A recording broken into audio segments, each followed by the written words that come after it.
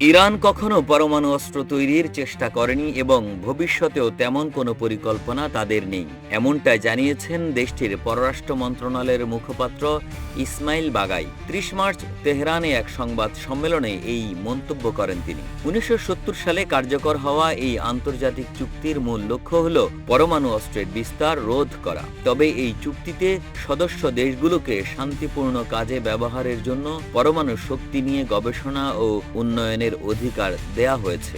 বাগাই বলেন, ইরান এখনো এই চুক্তির সদস্য হিসেবে প্রতিশ্রুতিবদ্ধ। তবে চুক্তির আওতায় দেশ হিসেবে ইরানের যেসব অধিকার পাওয়ার কথা তা আসলে তারা ভোগ করতে পারছে কিনা সেটি এখন বড় প্রশ্ন হয়ে দাঁড়িয়েছে। তেহরান বরাবরই দাবি করে আসছে যে তাদের পরমাণু কর্মসূচি পুরোপুরি শান্তিপূর্ণভাবে পরিচালিত হচ্ছে।